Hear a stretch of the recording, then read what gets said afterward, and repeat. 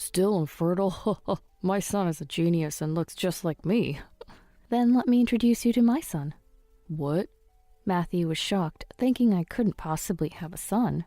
We divorced 15 years ago. I had unexpectedly bumped into my ex-husband after 15 years. And to make things more complicated, I saw him with the woman who was the reason for our divorce.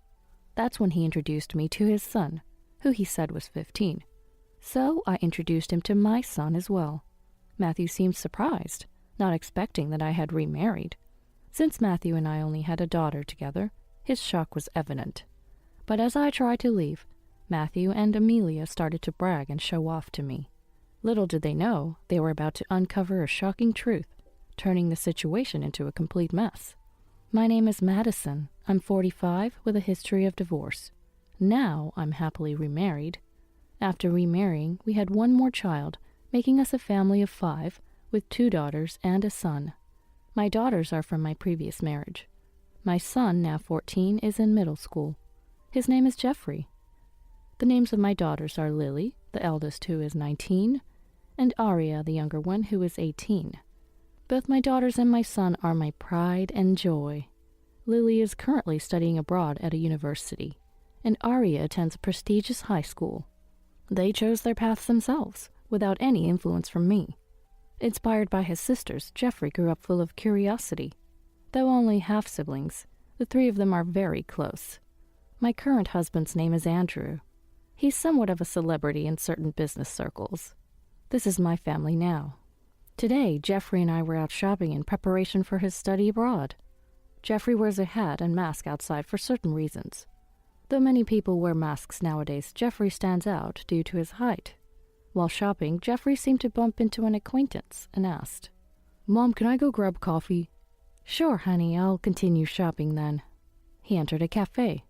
Jeffrey, mature for a middle schooler, has many adult friends, and I believe the person he met was a college student. As I shopped alone, enjoying it for the first time in a while, someone suddenly called out to me. "Is that you, Madison?" "What?" I turned around, and there stood the man I had hoped I'd never see again. My ex-husband. His name is Matthew. He's 3 years older than me, so he must be 48 now. "Hey, how are you? You've really changed. You used to be so plain." "Is that so? Well, goodbye then." "Hey, wait a minute." I wanted to leave quickly. I had nothing more to say to Matthew. I met Matthew at a party.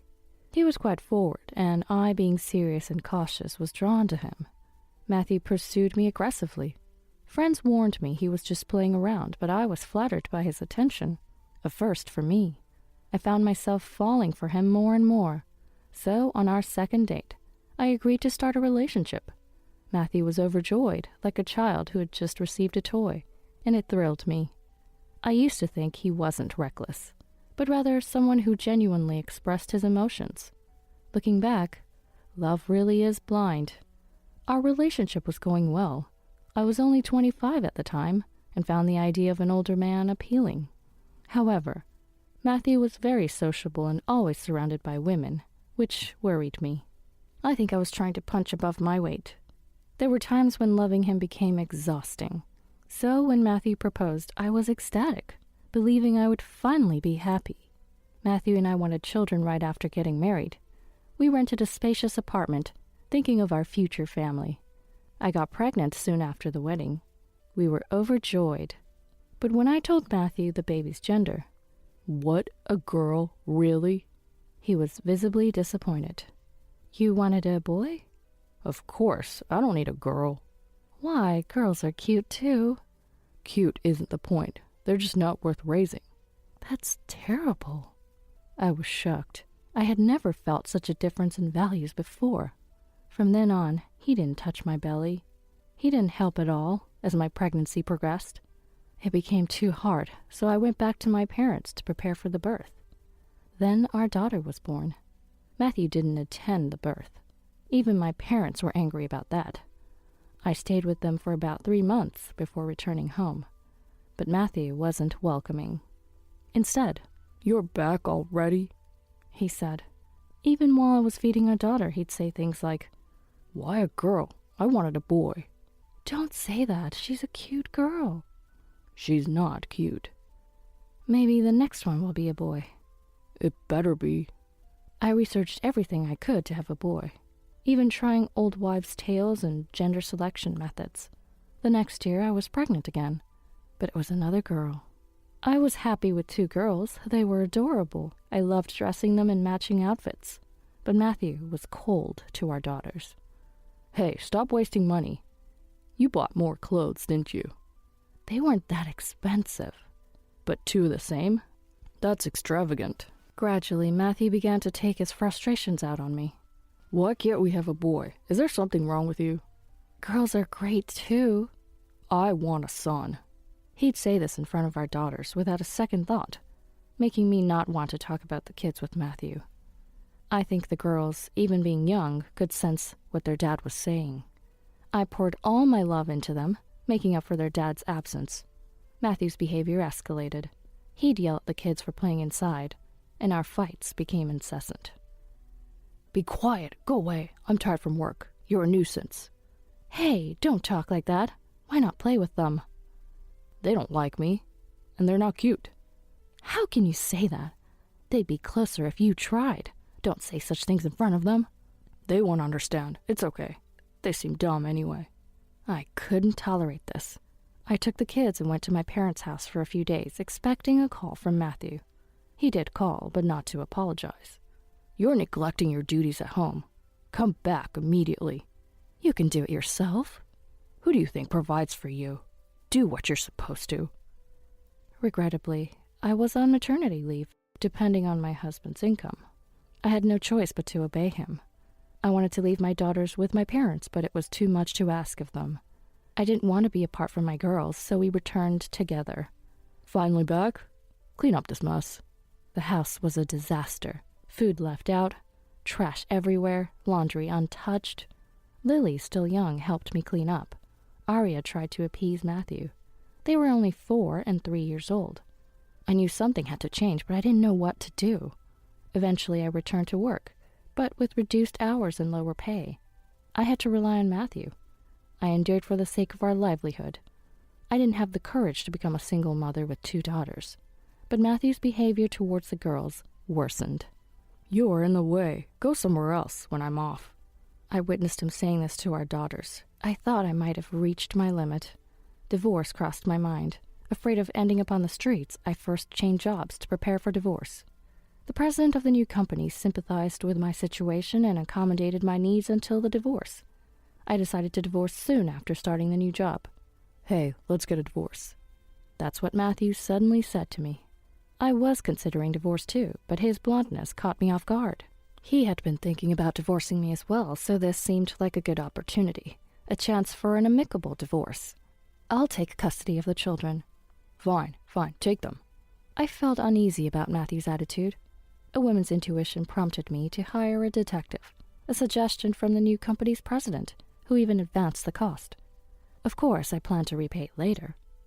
I was referred to a detective by an acquaintance. The detective quickly uncovered the truth. Matthew had a mistress named Amelia, a younger woman. To my shock, Amelia was pregnant. The child was likely Matthew's. Hurry up and sign the divorce papers. There's something I need to tell you first. I revealed everything I learned from the detective. You snooped around behind my back? So what? Isn't the real issue that you've been deceiving us all this time? He became enraged as I continued to confront him. It's your fault for only giving birth to girls.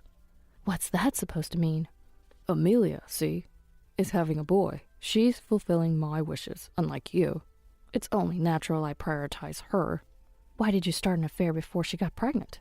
That's because you seemed defective and I lost interest in you. I'm popular with women, you know. Matthew justified his infidelity without any remorse, blaming me for having only girls. Such nonsense. I couldn't understand his obsession with having a son. Why are you so fixated on having a boy? Girls are stupid creatures. They can't earn money and won't bring anything back in the future. I hate the idea of spending money on them. I was furious. In an era of advancing women's rights, I couldn't believe I had married a man with such beliefs. I only filed for alimony in the divorce, enough to cover the detective's fee with a little extra. There was a reason for this. I wanted to get divorced quickly. for the sake of my daughters. Matthew was initially reluctant, and it seemed like we might need mediation with lawyers. I just wanted to get away from this man. I wanted to tell my daughters as soon as possible. That was my top priority. I haven't seen him since. No requests for visitation with the daughters either. And now, this unexpected reunion. Matthew wasn't alone. Behind him were Amelia and a boy, probably the child from back then. Amelia approached me, looking over. The boy behind her made a disgusted face. I couldn't tell if he was looking at me or Amelia. The boy is about the same age as Jeffrey. I believe in middle school. Yet there I was, feeling uncomfortable despite not being at fault. Oh, is this Matthew's ex-wife? Amelia scrutinized me, looking me up and down as if assessing my worth. What do you want? Nothing. I couldn't help but notice the boy's gaze, and Matthew caught that. This is my son, Kenneth. He's 15, and next year he'll be a high school student at a very prestigious school as a special scholarship student. That's wonderful. Congratulations. I managed to smile genuinely at Kenneth. Kenneth, surprisingly polite, nodded his head at me. He was a quiet-looking boy, wearing glasses, but clearly handsome. Kenneth said something to Amelia and then walked away. I inadvertently found myself observing Matthew and Amelia. What? Your son doesn't resemble either of you. What? That's rude. He looks a little like his mother, though. I knew I was being impolite, but he didn't look anything like Matthew. I wanted to leave, so I refrained from saying more. Well, I should be going. Wait, you're still infertile, right? My son's a genius and looks just like me. Infertile? What are you talking about? I stopped, irritated. You said you're infertile, right? What do you mean? We have 2 daughters, remember? If you can't have boys, it's the same as being infertile. I was dumbfounded by his absurd logic. Even after 15 years, he hadn't changed at all. This disappointment wasn't about expecting anything from him, but a faint hope that he might have become a decent person. For our daughters, who will always have him as their biological father, I hoped he wouldn't be so spiteful. But that hope crumbled in an instant. You really haven't changed. What do you mean by that? Exactly what I said. Anyway, I finally have the son I've always wanted. Now I'm truly happy. That's great for you. As I tried to leave again, this couple seemed determined not to let me go. Just when I thought they had more to say, Amelia pulled out a photo. It was probably Kenneth, around 3 years old, posing like a model. The photo was worn, indicating it was frequently handled. He's cute. Right? He did some modeling when he was little. I see. I responded politely, maintaining my facade, but Amelia's next words shattered my composure. Well, your daughters are pretty plain, aren't they? Excuse me? Just saying. She looked at me with a smirk. You don't know anything about my daughters. I don't, but I can imagine. Please don't make assumptions. Amelia, smug with victory, began bragging about her son. Scouted in the park when he was little, receiving top-tier education. She rambled on, even though I hadn't asked. What exactly is top-tier education anyway? Who decides what qualifies as top-tier? Being a single mother must lower the educational standard, huh? Your poor children. I couldn't contain my anger anymore. You seem to have a misunderstanding. Misunderstanding? First off, I'm remarried. What? I remarried soon after our divorce. I worked hard supporting my 2 children as a single mother, but my current husband is the president of the company that supported me during the divorce. He's a businessman. I worked at his newly established company initially, but he has since handed over the presidency to someone else. He heads a group of companies. I only learned about this after we started dating. What's your last name now? Smith. Why? The Smith Group? Yes. Amelia was speechless. I didn't know about this, said Matthew. Why should I report to you? What about Lily and Aria? They're part of the Smith family now. My husband adores them. I shared that Lily was studying business abroad. Matthew seemed surprised when I mentioned the university. Lily wants to help with my husband's business, so she's studying abroad. Your salary wouldn't have allowed for international studies. Thanks for the divorce. What do you mean by that? You divorcing me allowed me to meet my husband. I don't hold a grudge against you. Matthew's face twisted in frustration as I said this with a smile. But even if she's smart, a girl's looks are important. Lily was actually chosen as Miss Campus this year. Matthew quickly searched for Lily's university. A beautiful woman in a white dress appeared on the screen. That's Lily. No way. Good thing she doesn't look like her dad. Amelia's face twisted in frustration, just like Matthew's. But the eldest is a fluke, and the younger one's probably a delinquent. The second child always turns out bad. Aria's doing well. She's been accepted to a famous university. And which high school does she go to? Clover High School. No way. Better than our child. Well, your son is amazing too, being a scholarship student, but Clover High School is a girls' school, so he can't attend.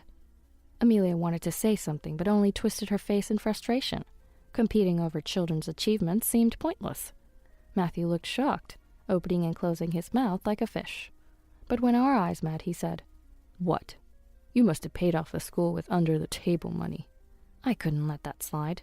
These were my daughters he was talking about. Both of them chose and worked hard for their schools. They never even asked to go to tutoring. They were no trouble at all. Lily and Aria couldn't rely on their dad for affection after I remarried. They probably developed a habit of not depending on a father figure. However, my new husband made repeated efforts to connect with Lily and Aria. Gradually, they began to open up to him as if he were their real dad. For Lily, a turning point was when he took her to his workplace, leading her to express interest in studying business management. He then suggested an overseas university to middle school-aged Lily, mentioning its diverse student body and unique programs. Lily researched what she needed to learn and which high schools to attend to get into that university. After rigorous studying, she successfully got into her desired high school. We didn't interfere at all. The only thing she asked us for was to study abroad, and we happily supported her decision. They got into such prestigious schools without tutoring? That's exactly what I'm saying. How much money did I spend on my son? It's fine. Thanks to you, he grew up well. He'll surely pay you back. Sure, he will. This couple seemed to expect some sort of return from their child, which I found pitying. But it's none of my business what happens in other families. But Aria went to tutoring, right? No, she didn't. Aria, influenced by her sister, hasn't found what she wants to do yet, but she's been studying hard. She's currently into basketball. What's the point in doing something that doesn't make money? What does this man think children are for? They're not raised to become future money bringers. Did you want a boy just because you thought he'd bring you money in the future? It's not like that. I hit the nail on the head. I truly made the right decision divorcing this man. Then Jeffrey called. I told him where I was and hung up. Is Mr. Smith coming? What are you happy about? I just want to meet him. Amelia seemed eager with ulterior motives, but I had no intention of introducing them to my husband. No, I'm meeting someone else. Goodbye. Wait, are you running away? No. That's when Jeffrey arrived. I'll introduce you to my son. What? I reluctantly introduced Jeffrey to them. He was still wearing his hat and mask. Your son? Yes, he is my husband and my son. He's in 8th grade. But you only had girls. Jeffrey seemed irritated by Matthew's remark and asked me, "Mom, who's this rude guy?" He's my ex-husband, and that's his wife. Huh. Jeffrey's attitude seemed to have angered Matthew, who burst out in rage. What's with this rude kid? At least take off your hat and mask when greeting someone. No, he has a reason for not being able to take them off. Then Matthew started to smirk in a mocking way. I had a bad feeling about this. Ugly enough to hide your face, huh? Your new husband must be ugly too. Our daughters turned out pretty like me, but I guess your son wasn't so lucky. What are you talking about? My husband is so handsome. He's been featured in magazines. Really? Then your son must look like you. That's right. Unfortunately, he got Mom's ugly genes. Such a waste, especially since he's so tall. I was appalled that they could say such things in front of their middle school-aged child. I didn't want to leave Jeffrey as their prey, and was about to make an excuse to leave when suddenly Jeffrey took off his hat and mask. I apologize for not greeting you properly without taking off my hat. Matthew and Amelia were struck speechless. Even the people passing by stopped in their tracks. Are you? Turns out, Jeffrey is an up-and-coming actor. With a mature, sweet face, he became popular quickly, despite being in middle school. He's even considering going abroad and studying in a foreign middle school, as part of the plan. This is a well-known story, even mentioned in online articles. Though it's actually because of his sister's influence, the media wrote it differently. But the name is so different. So I changed it. It's starting to get out there, but please don't spread it around too much. Is he really your child, not a stepchild? That's right, 14 years old. That's right after a divorce. Yes, I married right after divorcing you. But he doesn't look like you. People often say Jeffrey and I look alike. He's definitely my son. Just then, Kenneth returned. Seeing Jeffrey, Kenneth's face lit up with a smile. What's going on? Kenneth. Apparently, they knew each other. You two know each other? Yeah, unexpectedly, they were acquaintances. Jeffrey attended Kenneth's dance school for 2 weeks on the agent's recommendation. They seem to have gotten along well, being close in age. So, does that mean you and I are half-brothers? When Jeffrey said that, Kenneth angrily retorted. No way, don't even think that I'm the son of a man like him. This was a shock to me. Kenneth realized he had spoken too impulsively. Hey, Kenneth, what do you mean by that? Kenneth sighed and looked at Amelia. Amelia was frantically shaking her head. What's going on? Ignoring Amelia's protests, Kenneth revealed a shocking truth. I'm not this man's son. What the heck are you saying? Kenneth glared at Matthew with a look of utter disdain. It seemed that Matthew, despite his desire for a son, had a rotten character, and this sentiment had been passed down to Kenneth. It appeared that Kenneth had disliked Matthew from a young age. All he does is complain about work, and he's always reeking of alcohol. There's nothing about him I could respect. Kenneth felt a deep aversion to being the son of such a man. He even confessed to his mother that he found it repulsive to have any blood relation with Matthew.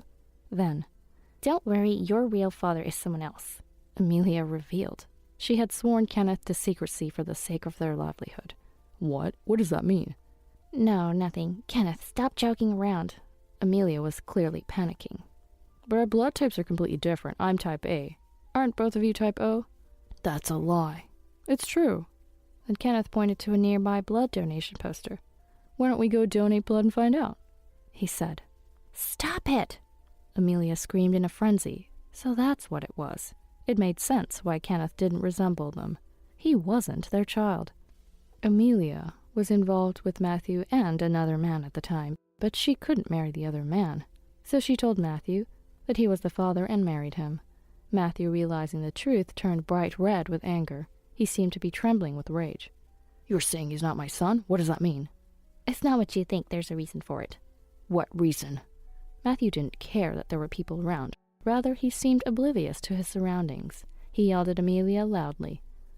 So you've been deceiving me all this time? No, there's a reason for it, but even if there's no blood relation, Kenneth has always adored you like a real dad. It didn't look like adoration at all.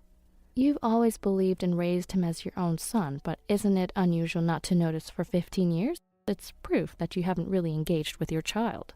Shut up, it's none of your business. You're right, it's none of my business, so I'll be leaving. I realized a crowd had gathered around us. Not wanting Jeffrey to be involved in this, I decided to leave Matthew and Amelia arguing. Many people seemed interested in their quarrel, which worked in our favor. We'll be going then. Matthew, no longer paying attention to us, was shouting at a crying Amelia, begging for forgiveness.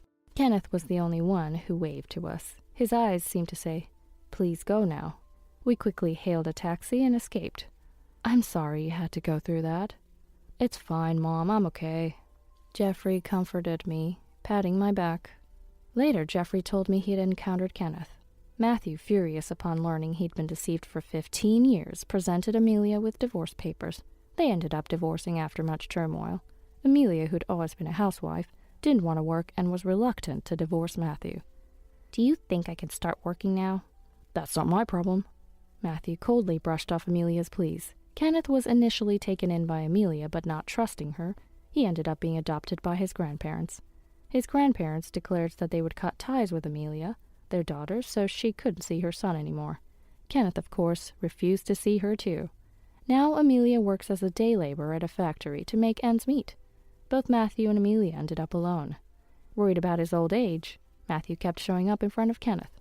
It's pathetic to discuss such matters with a middle schooler, especially since they're now complete strangers with no blood connection. Kenneth said he had no fond memories of playing with Matthew, nor did he actively participate in school events. So Kenneth found it troublesome to suddenly have Matthew act like a dad. Rejected by everyone, Amelia later went to apologize to Matthew. Please, let's start over, just the two of us. How can I trust you? Don't ever show your face to me again. Amelia, fearing loneliness, tried to get close to Matthew, but he rejected her. Matthew, on his part, grumbled about having to pay child support for a son who wasn't his. He's not even my real son, he says as he works. Legally, he was obligated to pay, since Kenneth was registered as his son. Kenneth's grandparents, very responsible people, had a lawyer handle these matters. Learning that Kenneth was happy with his grandparents was a relief. Despite 15 years, I was somewhat downhearted that such issues resurfaced. My husband and children were concerned about me. I apologized to Jeffrey for causing him any discomfort, but Jeffrey was composed, saying it wasn't my fault, and that the present was what mattered. This was something my daughters often said, and it brought tears to my eyes.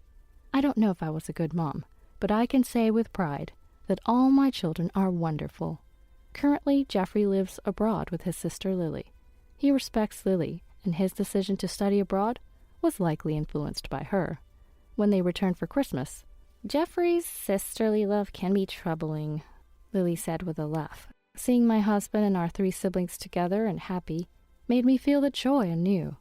I don't know how many more times we can gather like this, but I want to cherish each occasion. My name is Angelique. I just graduated from college and am a newbie at my job. Angelique, you're new employee training, right? Kind of like orientation? On my day off, my best friend, who I've known since kindergarten all the way through high school, asked me with curiosity. We went to the same college, but were different majors. She continued on to grad school, so she's interested in my working adult life. You won't believe it. We start with a morning run every day. They say it's part of building our stamina. What? Really? Everyone? It seems she got a first taste of the toughness of working life. Well, unless there's a particular reason, everyone up to their second year has to participate. Those with 3 years or more are free, but I think about half of the entire company still does it. The other half are doing things like crosswords or brain training exercises. Whoa, interesting. I totally skipped the exercise part, though. She chuckled in a peculiar way. Our company motto is also unique. It's something like, always be healthy, work hard, play hard, and live a long, active life. So for the first 30 minutes after starting work, we have time for physical and mental exercises. That is really unique. Not that I, who's not even a working adult yet, should say anything. I can interact with people from all ages and departments. It feels like an extension of a club or group in school. It's fun. I really do love the company I've joined. But don't you seem kind of tired? You're really observant. I was taken aback by my best friend's sharp observation. Yes, overall the atmosphere at the company is okay, but there is one, if not the only, colossal obstacle. A supremely arrogant individual stands in my way. You want to quit? Oh, I see, just as I thought. You lack determination. The woman who is my manager is complaining bitterly with a deep sigh on a call with a part-timer who has been absent for a few days. Her loud voice, meant to be heard, seems to be filled with malice, pushing the other person into a corner. The manager, who is whispered as the queen of damaging sighs, has the destructive power to completely demoralize the person on the receiving end of her sighs. She's like, I'm taking a break, and then all of a sudden doesn't show up for days, neglecting her duties, and now she says she's quitting. How carefree. Just because she's part-time doesn't mean I'll let her get away with this. I'll push her to the very end. This goes beyond sarcasm. It's downright terrifying. The last day the part-timer came in, I noticed her body stiffen, tears welling up in her eyes. What's wrong? Are you okay? She had been scolded by the manager again. She was trembling as she spoke. It must have taken a lot of courage for her to make this phone call. Since the manager has no choice but to accept her resignation, it would be better to just let her go without any more sarcastic remarks. I found myself sighing instead. It's been about a month since I joined the company.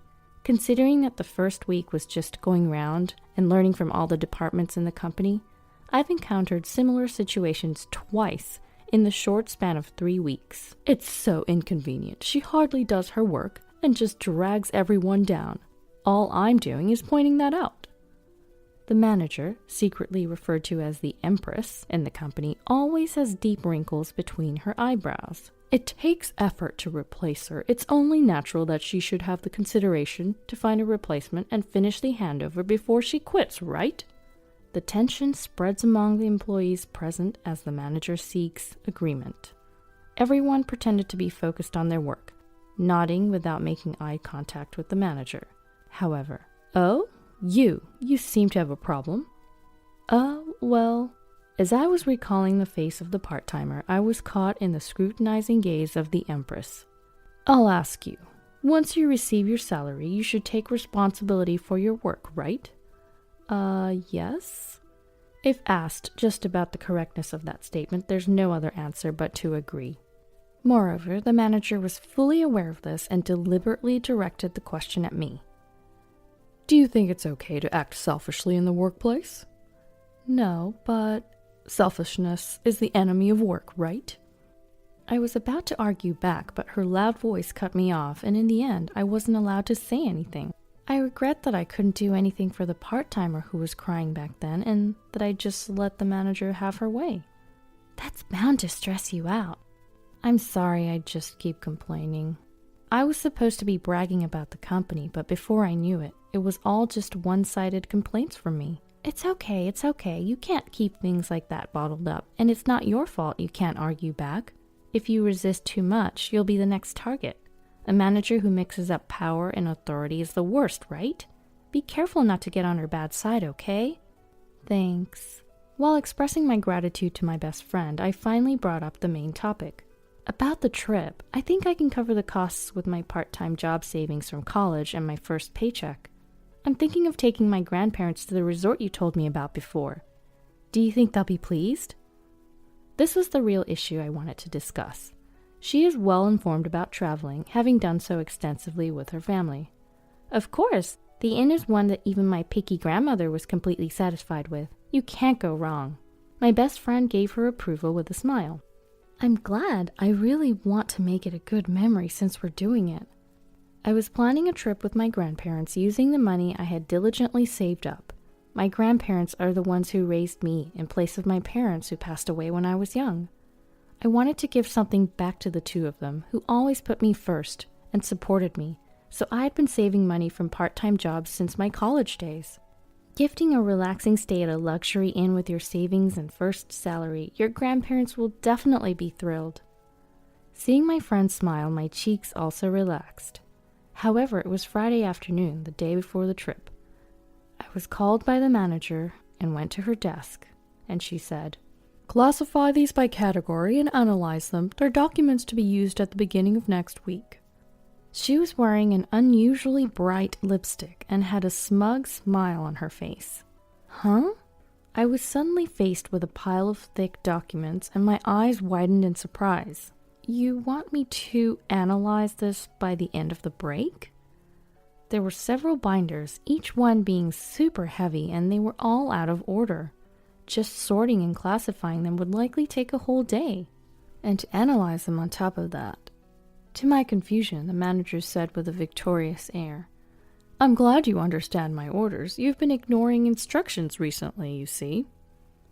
Unable to hold back at the unreasonable accusations, I decided to stand my ground. I hate to point out, but it's Friday, and there are barely 2 hours left until the end of the day. It's simply impossible to finish these documents by the beginning of next week. I tried to reply as calmly as possible. Ever since our part-time worker left, the Empress seems to have picked me as her next target and has been intensifying her harassment. Excluding me from office memos, issuing wrong instructions, and then blaming me for misunderstanding. On top of that, she piles on an unmanageable amount of work that clashes with my long-awaited vacation.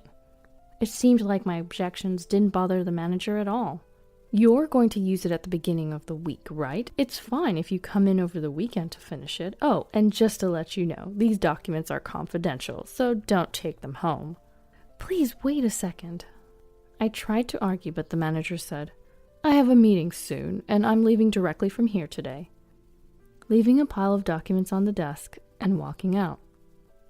The next day as planned, I was under the traveling sky with my grandparents, Seeing my stifle yawn after yawn, my grandparents worried. Are you okay staying up all night and then going on a trip? Maybe we should have canceled. I'm fine, don't worry. I was really looking forward to this trip today. Even so, my grandparents were worried about me because I'd worked all night and came home just in time for departure. Even though I had informed them in advance, it seems as though I'd caused them some anxiety. No, this won't do. It's a special trip, so I have to make it enjoyable. I cheered myself up and turned a smile towards my grandparents.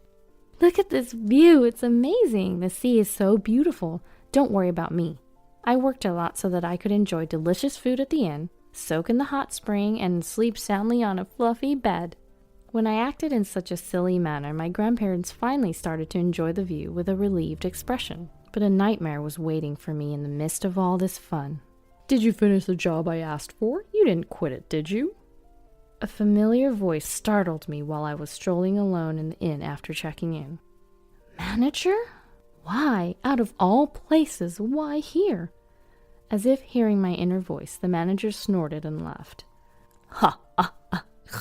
I ruined your weekend to teach you a lesson. I thought it was unlikely, but as I thought, you ignored my instructions, didn't you?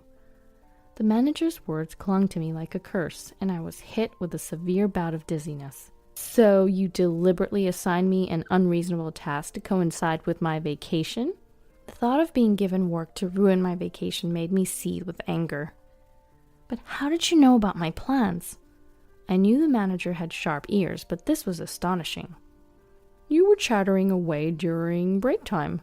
Where are you going? When are you going? Oh, I'm so jealous. You were so pleased being praised by everybody. It was hilarious. Eavesdropping. You're the one who was talking loudly. Realizing that my innocuous chats with colleagues were being carefully listened to, I felt a chill. Besides, I'm surprised. This inn is too good for you. Excuse me? As I tilted my head in confusion, the manager did her typical, Huh? You don't get it? It's an eyesore to see commoners wandering around. Look, there's a rundown inn next door that's more your style. I don't understand what you mean. I know you find me an eyesore, but the rest is just insults and harassment, right? Just when my anger was about to boil over, that's when it happened. Is that what this is about? A voice of support came from behind me. Grandpa and Grandma too. My grandparents, whom I thought were drinking tea in the room, were standing behind me. Judging from their expressions, they must have heard almost all of my conversation with the manager. This is... I hurriedly tried to explain, but my grandfather cut me off and spoke to the manager. Nice to meet you. I'm Angelique's grandfather and have been her guardian for many years. Perhaps it's quicker to tell you that I'm the honorary chairman of the trading company that was discussing a deal with your company the other day. At those words, the manager's face turned pale. What? The honorary chairman of the industry? But your name is different from this employee's.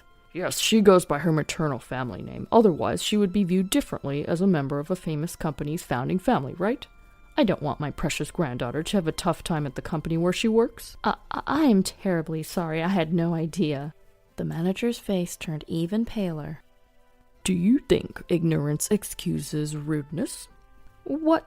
Oh, no, In contrast to my grandfather's calm demeanor, the manager was sweating profusely and frozen in place. I'm afraid I'll have to ask you to relay a message to your company's CEO. I'm not interested in doing business with a company that has a manager like you. Well, wait a minute, please. Ignoring the manager's shrieking voice, my grandfather continued.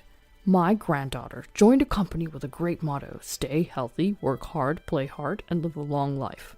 I thought the existence of quirky managers was necessary for the growth of the company. But your personality and behavior are harmful, he concluded. If you disagree with what I say, you can ignore it or spread bad rumors about me. My granddaughter has been recording all of this with her camera. Let's see whose side the world is on. Then he left the scene. As my grandfather said, I had been recording from the beginning of the trip, with a camera hanging around my neck to capture memories with my grandparents. I had forgotten, but the camera was still rolling at that moment. The manager, trembling, tried to cling to my grandfather, but was bluntly told, It's too late now, and collapsed on the spot. Wait a minute, can't you do something to help? After being coldly brushed off by my grandfather, the manager surprisingly turned to me for help. I refused, You always say there's nothing a newbie like me can do. I gave back my manager the sarcasm she gave me just the other day. I managed to keep my anger in check and even managed to flash a smile. Yeah, I could probably be an actress too, I thought to myself. Then, at the start of the week at work, there was an issue with the manager. The executive who leads the running club was standing tall in our department since the morning. Our company creed is to be a company that practices living healthily, working well, playing well, and living a long life. We welcome hard work, but that doesn't mean forcing people to work, especially not if it compromises their physical and mental health. Executives who dump unreasonable amounts of work on their subordinates are merely showing their lack of managerial skills. The managing director's voice echoed throughout the floor. Excuse me? The manager, seemingly taken aback by being attacked first thing in the morning, was about to ask something calmly while clenching her fist. But the executive said, "Here we have the time cards from last Friday to today. There were 5 employees who came to work on Friday and stayed until Saturday morning. 3 people worked on their days off on Saturday and Sunday, and this morning, Angelique came in early." The manager seemed more and more perplexed as she was presented with these records. What does that mean?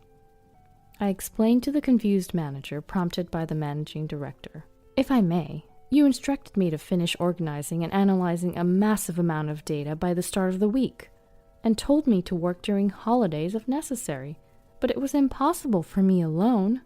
Just then, the executive happened to pass by, so I was able to consult with the people around me, and with the cooperation across departments, we managed to complete the task as you instructed, spending the amount of time and manpower I just explained. Since the running club members who helped this time were there at the executive's meeting, I took the opportunity to thank them again. I only worked from Friday night to Saturday morning and early this morning after returning from the trip. I was hardly any help, but thank you so much for helping me. When I bowed, I received kind words in return like, "We help each other out in times of trouble," and "That's what running buddies are for." The manager finally seemed to have grasped the situation, and this time she came at me. "Crossing departments, you say? I didn't authorize such a thing." She seemed intent on blaming me for overstepping her authority. "I approved it." "The managing director?" At the managing director's words, the manager was frozen in shock. The newbie in the running group, who always had a smile on her face, was in deep trouble. When I heard the situation, I found out they'd been burdened with an absurd workload. It would have been fine to leave them be, but since it was work necessary for the company, I took charge and gained everyone's cooperation. I apologize for the post-approval, but first. The managing director stared at the manager. I can't forgive the base motives behind burdening a hard-working employee who's trying to be filial to their grandparents with an impossible task just for harassment. These were the most forceful words I'd ever heard the managing director say. The managing director's face softened a bit. "The other day, my grandchild who visited me cooked up some fried eggs. Haven't recently learned how to make them. They were overly charred and even had eggshells in them, a real mess. But it was the first time my grandchild had cooked something with such dedication. To me, it was the best feast ever." He talked, overlapping his feelings for his grandchild with the sentiments a supervisor should have for their subordinates. "Despite the kitchen being a complete mess from my grandchild's cooking, my wife was in high spirits all day. That's just how it is. When I told them it was delicious, the proud smile on the young face was the most endearing thing." The managing director's unexpected story brought tears to the employees' eyes as they shared memories of their own grandparents. "I still can't forget the taste of the rice porridge my grandma made me when I was sick. And the Band-Aid my grandpa put on me saying, 'Pain, pain, go away,' seemed to heal me faster." While almost bursting out laughing at the managing director's doting grandparent stories, I felt a lump in my throat, wondering if a present for their grandparents could elicit such an emotional response. The people who helped me that day told me as I bowed, "If you think you're causing trouble, the best way to show us respect is to go and have as much fun as possible." And they sent me off on my trip. I love this company, all of you, and of course my job. That's why it's so frustrating to see part-time workers and employees like me being targeted and quitting due to unreasonable demands. Saying this with all the courage I could muster, a warm round of applause erupted from those around them. However, the manager seemed irritated by this and confronted them. "Do you think it's okay to talk like that?" The managing director quickly reprimanded her. "Silence! If you want to stay with this company, you'll lose all your titles and privileges and be demoted to the same status as a new employee. Naturally, you'll be starting from today, so the employee who joined a little before you, Angelique, will be your senior. You should be careful with your words." Upon hearing that the president had also approved, the manager shook her head intensely and yelled, "No, I won't accept this." But there was no help for her. Instead, everyone's cold glares focused on her. "If you don't like it, you're welcome to submit a resignation letter anytime." Well, what? This was the downfall of the manager known as the Empress. Afterwards, she was literally demoted to a rank-and-file employee. She stuck around the company for a bit, but maybe she couldn't handle the tough treatment she was getting because one day, she just stopped coming in.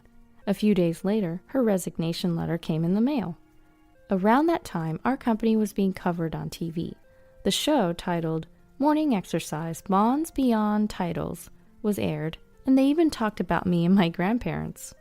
I heard later that the viewers loved our company rule: don't tolerate unfairness. The unjust female manager remained anonymous, but the clients clearly knew who she was. Rumor is that she doesn't stand a chance of finding a job in the same industry again. Meanwhile, our company was able to do business with my grandfather's company without any problem. Working with relatives can be a bit embarrassing, but it also keeps me on my toes. Plus, I've become even more popular within the company due to my legendary showdown with the female manager. "Whoa, you're so motivated. I want to work with you once I finish graduate school," my best friend recently told me. I'm hoping that'll happen too. I've started saving again because I want to travel with my grandparents without any worries this time. It'll take time since all I can do is save bit by bit, but just sit tight, Grandma and Grandpa. I'm going to continue to cherish my precious time from here on out. What's going on with my husband? I rushed to the hospital after getting a call that Colby was in a car accident. Ignoring my frantic state, the doctor gave me a puzzled look. We just explained the situation to his wife. What? Wife? Caught off guard, I momentarily forgot about my concern for Colby and blurted out in disbelief. Who else could he have talked to, if not me? His wife? I was so confused I couldn't move.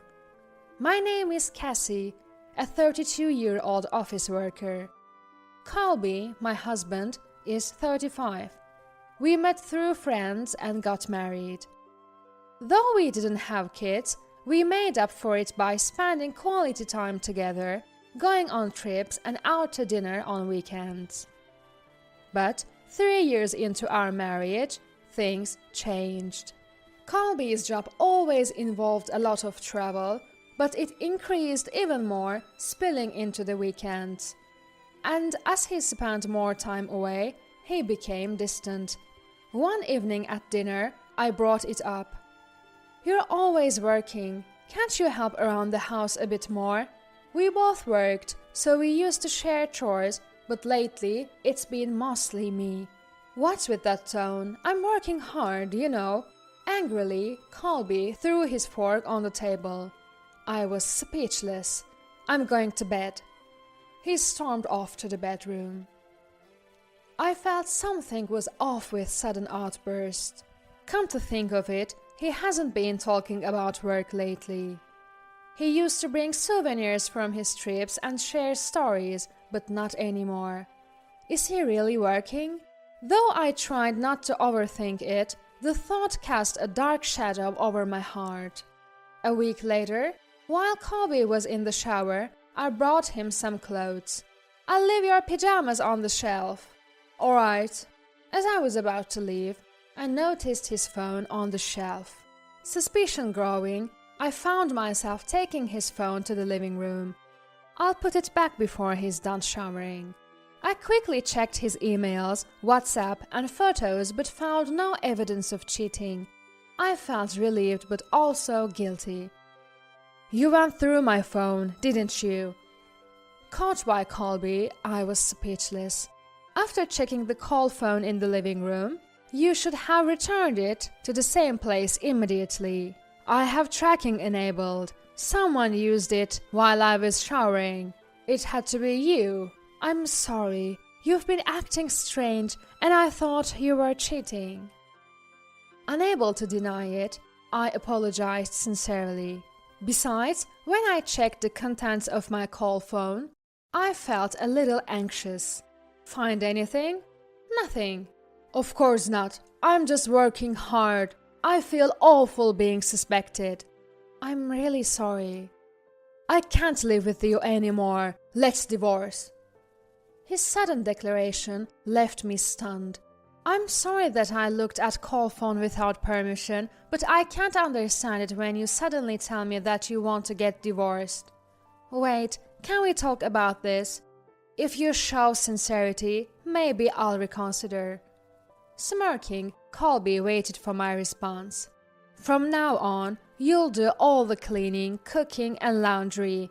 Basically, you'll be the housekeeper. All this just because I looked at your phone? I'm hurt. The least you could do is listen to me.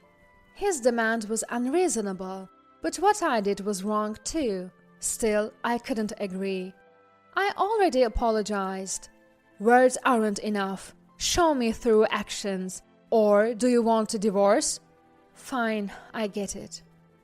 For the time being, I reluctantly agreed to Colby's terms, thinking he would eventually forgive me. It had been a month since then. I was packing for Colby's business trip the next day. He left all the packing to me while he was busy with his work phone. Hey, have you reconsidered to divorce? Yeah, I'll think about it after this trip. Lately, I had been doing all the chores and even paying the bills, all at Colby's request.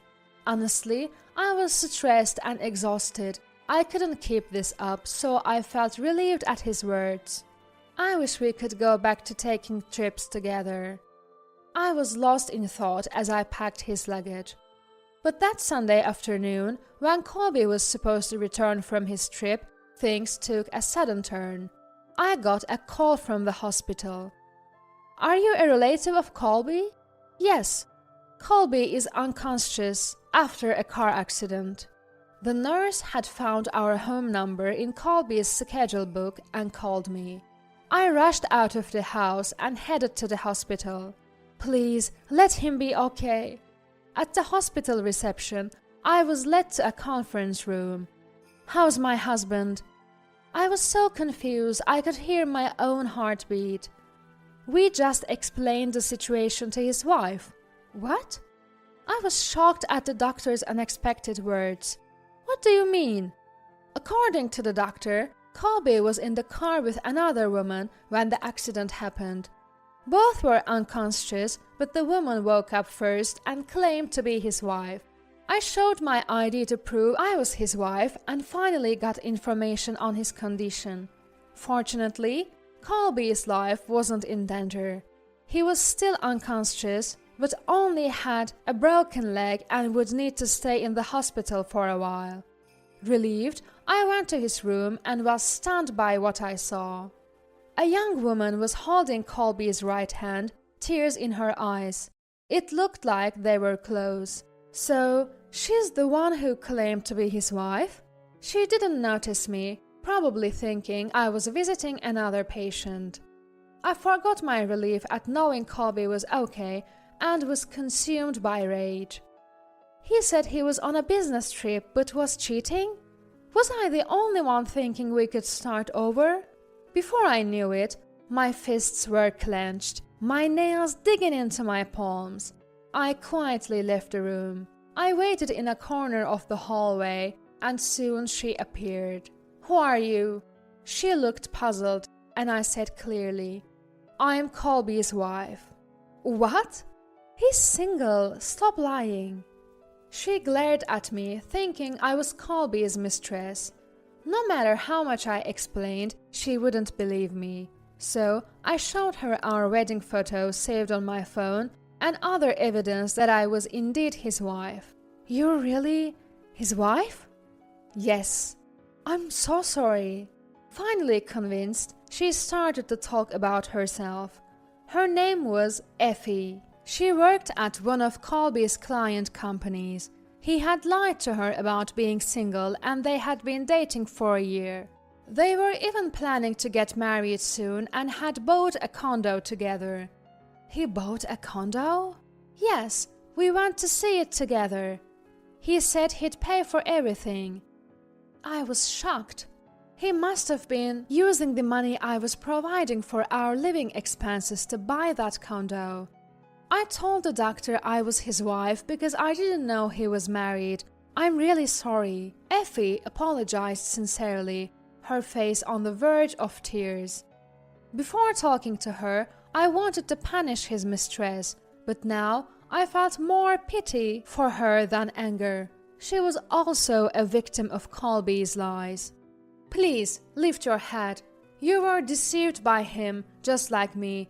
Instead, I have a favor to ask. I made a proposal to Effie, who looked at me hesitantly. How about we get revenge on Colby together? She looked puzzled by my sudden suggestion. I don't want to be with a liar like Colby anymore. Right. Effie hesitantly agreed to my proposal. I'm sure she has some anger towards him too. I can't let it end like this either. Then it settled. We grinned and shook hands, starting to prepare our revenge. From the next day, I took care of Colby as if nothing had happened. Effie also visited him when I wasn't around, so he didn't suspect a thing. He continued to treat me poorly. Finally, the day of his discharge arrived. I drove him home. Drive more carefully. I'm injured, you know. You're so useless. He sighed loudly and started fiddling with his phone, probably texting Effie. He's so carefree, not knowing anything. I slightly smiled and sped up the car. When we arrived home, I rang the doorbell. Colby smirked. No one's home, you know. But today was different. Welcome home. To his surprise, Effie opened the door. What? Why? Confused, Colby was led into the living room. Even after sitting down, he was speechless, staring at us. What's going on? We met the day you were hospitalized. We've become good friends. What are you two planning? We're not planning anything. We just want to talk about the future. As Effie and I sat across from him, he started to lose his composure. What's going on? You've been having an affair, right? You pretended to be on a business trip, but were actually with her. You even bought a condo to live together. You threatened divorce just to get rid of me and be with Effie, didn't you? Colby was silent for a moment, then defiantly looked at me. Of course, I'd prefer a younger woman like Effie over an old hag like you. So what? You're going to divorce me? I nodded. We were planning to get married soon, so it works out, right, Effie? He smiled at her, but she wasn't smiling back. I won't marry you, Colby. What? I almost burst out laughing at his shocked expression. You lied to Effie about being single, and you still think you can marry her? But you are leaving me, Effie. We have no obstacles now. Effie sighed deeply. After seeing how you treat your wife, I'd never want to marry you. I'd probably end up the same way. I wouldn't do that to you, Effie. His pleading tone made my skin crawl. He glared at me, trembling with anger. Why did you bring Effie here? You're making her misunderstand. Fix this. Actually, I'm glad I could show her the truth. What? Also, here's the divorce paperwork. I've already signed and stamped it. You just need to do your part and expect a claim for damages. What? What's this? Colby must have been daydreaming about his happy life with Effie, never considering the financial consequences. Of course, you'll have to pay. You had an affair. I've got plenty of evidence, including WhatsApp messages and photos from Effie. No way out now. You're kidding. I'll also be seeking damages since you deceived me into thinking we were in a relationship with the intent to marry. You can't be serious. Being with a cheater like you makes my skin crawl. Don't ever contact me again. Between Effie and me, you're looking at about $4,000 in damages, just so you know. Initially trembling with anger, Colby's knees gave way, and he started to shake with anxiety. That's impossible. I just bought a condo. That's not our problem. As we looked down at him coldly, he hesitated between Effie and me, finally crawling to my side. I was wrong, okay? It was a momentary lapse. I'll never cheat again. Please, give me another chance. He looked up at me, his hands clasped as if praying. Stand up. Seeing his hopeful expression, a wave of disgust came over me. You were going to leave me. How can I trust anything you say? Don't say that, please. From now on, contact me through my lawyer. Oh, and about that condo, it's marital property, so we'll be dividing that too. What? We left our lawyer's business card on the table in front of him and stood up to leave. Wait, what am I supposed to do if both of you leave me? My leg isn't even healed yet. Ah! We heard a loud thud as he fell over. He must have tripped trying to catch up to us with his crutches. But we had no intention of helping him up. I never want to see your face again. Goodbye. And so, Effie and I left him there. Later, the divorce went through smoothly, and I was able to claim damages in court. Word got around at his company, and he was suspended for using his work phone to contact his mistress. He eventually quit. The condo he bought to live with Effie was sold to pay the court-ordered damages. Now, he's left with a massive loan, job hunting and living day-to-day in a cheap apartment. As for Effie, she found a wonderful man and is in a relationship with marriage in mind. I can't help but wish her happiness. Life is so unpredictable. I never thought I'd find myself in a situation like this.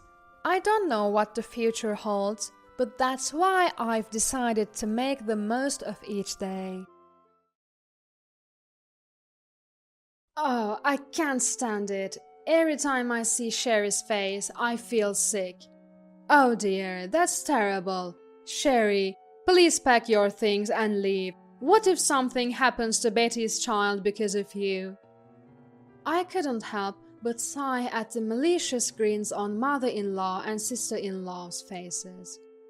Feeling all my efforts had been in vain, I replied weakly, "All right, I'll leave."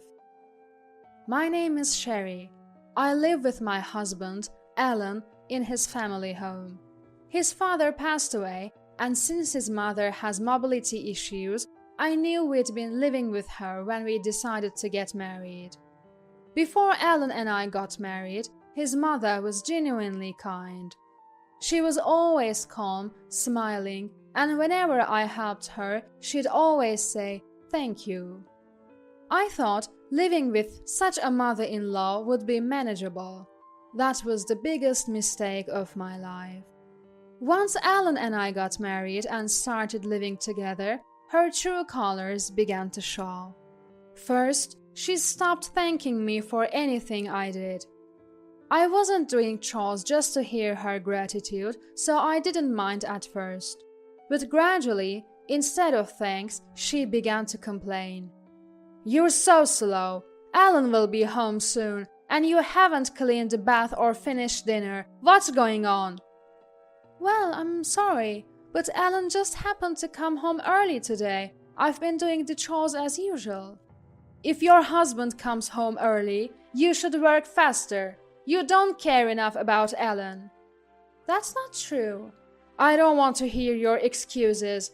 Ah, poor Alan. Why did he marry someone like you?" There was no trace left of the kind woman I had known before our marriage. Still, I tried my best to meet her expectations. I could keep going because of Alan's support. In front of Ellen, she pretended to be the ideal mother-in-law and was kind to me. But I talked to Ellen about how she behaved when he wasn't around. Ellen believed me and said, "I'll talk to Mom," and he did. After being scolded by Ellen, she'd behave for a few days. But then she'd go back to her old ways. This cycle continued until one day she received a phone call. It was probably sister-in-law Betty, loudly bad-mouthing me so I could hear.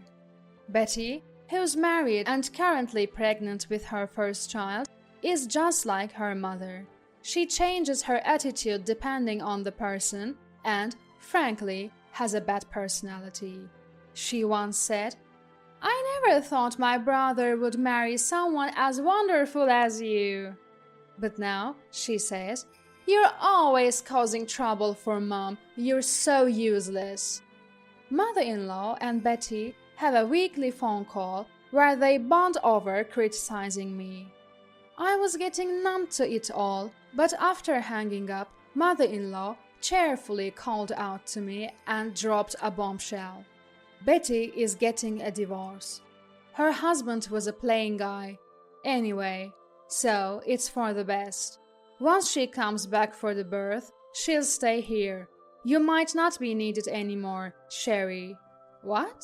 Oh, I can't wait. Make sure you prepare a feast for the day Betty comes home. I felt devastated. Until now, it had been mother-in-law versus me.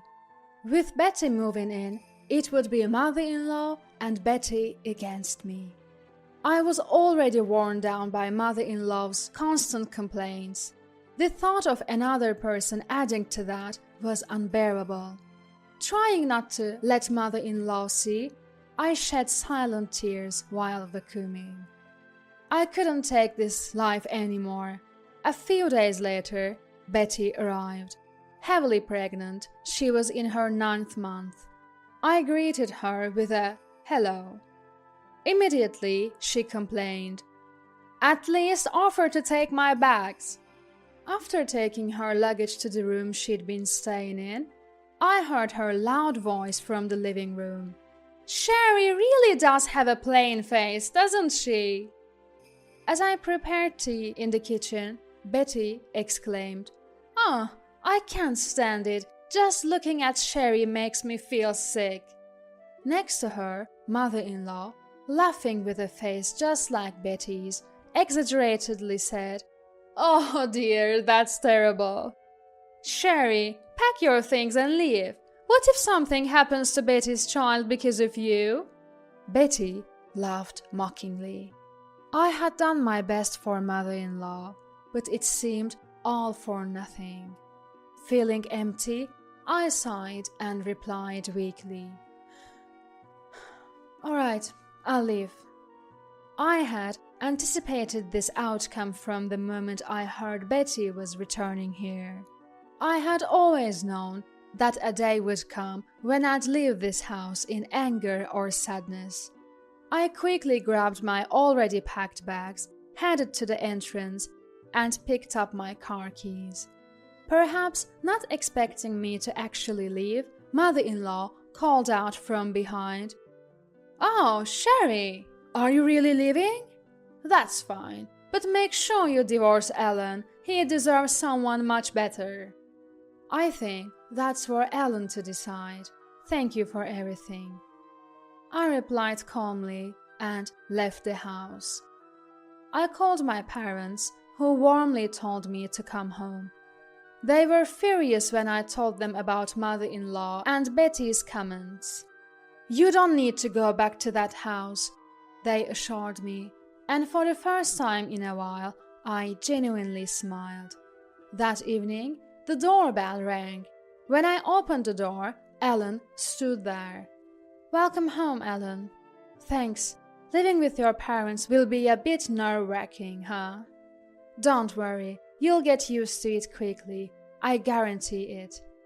As I greeted Ellen with a smile and invited him in, he first apologized to my parents. I had told them how supportive Ellen had always been, so they felt bad about his apology. Instead, they thanked him for trying to protect me and warmly welcomed him, saying, "Feel free to live here as you wish." Why did Ellen fit in so well with my parents? It was because when I found out Betty was moving back after her divorce, I had proposed a divorce to Ellen. I told him, "I'm already struggling with mother-in-law, and I can't handle Betty on top of that." And I cried, saying, "Even if it means divorcing, I want to leave that house." Alan was shocked but immediately apologized, saying he hadn't realized how much I was suffering. He didn't want a divorce and had negotiated with my parents that if things got too bad, he'd move in with me at my parents' house. It seems that Alan plans to live in my parents' house for a while and then buy a house somewhere else. I was overjoyed when Alan came to my parents' house. I was happy that he chose me over mother-in-law and Betty. My mother prepared a feast to celebrate our arrival. As we enjoyed our meal and relaxed, my phone rang. It was mother-in-law. When I answered with a simple "hello," I heard her panicked voice. "Sherry, Alan hasn't come home yet. It's already late. Do you know where he is? I've tried calling him, but he's not answering. I'm worried something's happened." "Oh, Alan's right here. It seems he's blocked your number." As I spoke to Alan beside me, I heard mother-in-law's confused voice on the other end. Alan casually said, "Yeah, I've blocked your number." I relayed this to mother-in-law. "What do you mean? Is Alan with you?" "Yes, we're married after all." "Why, send Alan back immediately. Didn't you say you'd divorce him?" "Alan doesn't want a divorce, and neither do I. This is a matter between a husband and wife, not something for mother-in-law to dictate." I responded calmly, and suddenly mother-in-law burst into tears. "Why? Why?" she sobbed. Betty, seemingly unable to watch mother-in-law any longer, took the phone and said, "So you've stolen my brother? You're the worst." "I haven't stolen anyone. Ellen and I are married." "You might have a plain face, but you're so audacious. One day my brother will see the truth and you'll regret it." Suddenly, the call ended, so I filled Ellen in on the conversation. Both of us, in disbelief, blocked mother-in-law's number. I also got Betty's number from Ellen and blocked it. With ties severed from mother-in-law and Betty, Ellen and I began searching for a new home. After visiting various properties, we found our dream home and decided to move out of my parents' house. We expressed our gratitude to my parents, who had let us stay for several months. They told us, "You can always come back," warming our hearts. One day, after settling into our new home and enjoying peaceful days, I received a call from an unfamiliar number. Considering we had just moved, I thought it might be a service provider and answered. To my surprise, an angry voice shouted, "Finally you pick up?" Confused, I asked, "Who's this? You've forgotten your sister-in-law?" I realized it was Betty. "Oh, Betty, how did you get this number?" I was sure I had blocked her number. She apparently changed her number when she got a new phone. I thought I'd have to block this one too when Betty suddenly said, "Come back right now. I just had a baby and the house is a mess. Mom doesn't do anything." Well, mother-in-law has a bad leg, so it's understandable to some extent, right? "That's no excuse. I'm struggling postpartum and she's using her leg pain to avoid chores." From Betty's words, it was clear she and mother-in-law weren't getting along. Neither mother-in-law nor Betty want to do housework, so It's only natural that they push each other. But that wasn't my concern. I'm sorry to hear that, but I have no plans to return. Why not? You haven't divorced Ellen, right? We're family. We should help each other. It's funny you consider me family now. I chuckled and Betty shouted in frustration. But I wasn't fazed. I wouldn't have to see her face again. When you see me, you feel sick because of my plain face. I'm truly sorry. If I came back to help, you'd just feel worse. Mother-in-law also didn't want to live with me. It's okay if you don't consider me family. I might not have lived with you, but I never badmouthed you like Mom did. I know you and Mother-in-law would talk about me on the phone. Mother-in-law would purposely put it on speaker so I could hear. I know everything you said about me. I had heard all their phone conversations where they'd gossip about me. Betty seemed to be searching for an excuse. But I told her I wasn't coming back and hung up. I immediately blocked Betty's new number and resumed tidying up. That evening, a tired-looking Ellen came home and said, "Betty called me today. She changed her number." It seems Betty had called Ellen in tears. The relationship between mother-in-law and Betty was at its worst, with constant fights whenever they met. They argued over household chores, even throwing objects at each other. When Ellen, concerned about the newborn, asked about the child, Betty broke down crying. Shockingly, Betty's child had been taken away by her ex-husband. He had pleaded with Betty, saying he desperately wanted to see the child. In response, Betty had retorted, "What do you want seeing the child for? You're just a nuisance." Hearing this, her ex-husband declared he couldn't trust Betty with the child and took the baby away. In a fit of anger, Betty had said, "Then you raise the child." Now, regretting her words, she is embroiled in a custody battle. Mother-in-law's leg condition seems to have worsened.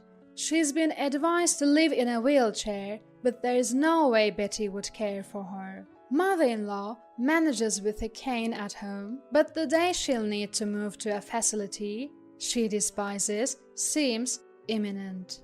Betty had apparently sought Ellen's help, but their predicament was a result of their own actions. Ellen reportedly told her, "If you had treated Sherry right, you wouldn't be in this mess," before hanging up. Of course, he then blocked her number. No matter how unreasonable they are, they're still family to Ellen. I worried that Ellen might be hurt because of me, but he reassured me with a bright smile, saying, "You are my top priority, so it's okay. Besides, I'll be a father soon, too." Smiling at Ellen's words, I gently caressed my still growing belly, replying, "That's right. For the sake of our unborn child, it's best to sever ties with mother-in-law and Betty. That's our decision as future parents. We have no intention of informing mother-in-law and Betty about our child. Ellen, myself, and my parents want to shower this child with all the love we can offer." Those poor souls sure are pitiful, aren't they? Lisa, the disdainful daughter-in-law, never misses a chance to look down on me with scorn. Even though she's a grown woman in her 40s, every time she visits our house with my son, she has a sarcastic remark ready for me. Not long ago, it was my husband's birthday. While I was busy preparing the meals, she just sat in the kitchen, under the pretense of helping, constantly bad-mouthing me. However, whenever she'd see my son or husband, she'd quickly change her tone, take some food I prepared to the living room, but then quickly return to her jobs. But when she's in front of my husband and son, Lisa suddenly turns into the perfect daughter-in-law. It's as if she's putting on a show, of how considerate she can be. In their presence, she'd offer to help me and chat with a bright smile, oozing charm. Who could have imagined that this two-faced nature of Lisa would ever be exposed to my son and husband? You'll learn soon enough that the world isn't as forgiving as you think. My name is Rosalind. I'm 70, but my husband Mateus and I still enjoy our little adventures. Our son Anthony is a 43-year-old office worker, married to Lisa for about 5 years now. Before getting married, Anthony had moved out, and for a while, it was just Mateus and me at home. Then, out of the blue, Anthony brought Lisa home, mentioning they were seriously considering marriage. We were quite taken aback, as he had never brought anyone home like that before. Turns out, Lisa's father runs a well-known company, making her somewhat of a princess. One can't help but wonder how my son met someone like Lisa. We live in a small town, and that company is the most popular grocery store in the neighborhood. The company's employees, including, of course, Lisa's father, often shop there, and I frequent the place myself. Anthony sometimes stops by to shop on his way home from work. Maybe their paths crossed there without my knowledge. I haven't gotten the full story, but apparently Lisa's father took a liking to Anthony and initiated the match with Lisa. At first, seeing Lisa's graceful demeanor, my husband and I were thrilled, but we soon discovered her truly unpleasant nature. The couple lives just a short 10-minute drive away, so they visit often. Mateus and I love visiting antique bookstores. Upon learning this, Lisa once scoffed, "Why bring home such old junk, collecting trash?" Knowing I like to walk to shops, even if they're a bit far, she'd mockingly laugh. "Can't afford bus or train fare? How poor can you be?" She only spouts these insults when my husband and son aren't around. She's meticulous about spewing venom only when she's certain I'm the sole audience. For instance, when Mateus begins to rave about our antique bookstore visits, she'd gleam, saying, "Old items have a unique charm, don't they? It's fascinating to connect with things lost to time. Such a wonderful hobby." And if Anthony mentions my routine walks to the store, she'd chime in with, "It's nice on the way there, but the walk back is tiring. Yet you walk every single time, Rosalind. You're so health conscious. I genuinely hope you live long." This facade putting on her best face for men and showing her true colors to women is aggravating. Such behavior, especially towards those of the same gender, is highly dislikable. When I was stressed over the dynamics in the neighborhood association, she once quipped, "Why not just charm the men? Perhaps it's too late at your age." Although I have little interest in Lisa's social life, she chatters so much that I inadvertently end up learning about it. Despite being in her 40s, Lisa seems to have no female friends and mostly discusses her relationships with men. Recently, despite Anthony working, she left all household tasks to a housekeeping service. She spent her entire day with young men. Her defense? "I'm currently running a youth development seminar, teaching these young entrepreneurs the ropes of business management."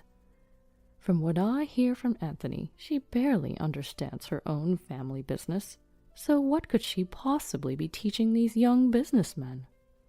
I've been concerned about Anthony's marital life, but considering his age, I felt it wasn't my place to probe. I've always turned a blind eye. Then one day, as I was about to head out shopping, Lisa called. It's quite rare for Lisa to call, so when my phone rang, an uneasy feeling took hold, but I answered. "Hello, Rosalind? What are you up to? Probably nothing, right?" Her tone, dripping with condescension, made my skin crawl, but I urged her to get to the point. "I need you to swing by my house and collect a delivery for me," she chirped. At her sheer audacity, I considered hanging up, but no one to be walked over, I replied, Sorry, I'm headed to the store and then I have a neighborhood association meeting. Please handle your own deliveries. Her mood soured instantly. It's just some old folks gathering, isn't it? Drop that mundane chore and do me this one small favor. I was taken aback. The neighborhood association is serious work. As for your delivery, you should manage your time. If you can't, perhaps ask for a re-delivery. Currently, I'm serving as the vice president of the neighborhood association. Members rotate responsibilities, and this year it was our turn. During our gatherings, we assign roles like president, vice president, treasurer, and etc., and plan community events. I had unexpectedly been appointed vice president, and today was our meeting day. I couldn't possibly miss it for any trivial reason. Somehow, Lisa believed my involvement was due to sheer boredom, and she often insinuated that I was a penny pincher. Now clearly annoyed that I countered her, she lashed out. You could have just come over. I'm meeting friends and desperately want my highly sought-after cosmetics delivered today. Her trivialities weren't my concern, and I wasn't going to keep her precious item. As I reached the store, I tried to end the call. Lisa, frustrated that I wasn't doing as she wanted, snapped. You're so useless. Always busy for someone who claims to have no money. It's pitiful how poor and low class you are. And abruptly hung up. Hearing her say that infuriated me. However, calling back would only take more of my time, which would make me late for the upcoming meeting, so I decided to let it go. Days went by without any apology from Lisa, leaving me contemplating whether to tell Anthony about the incident. Instead, I decided to discuss it with Mateus first.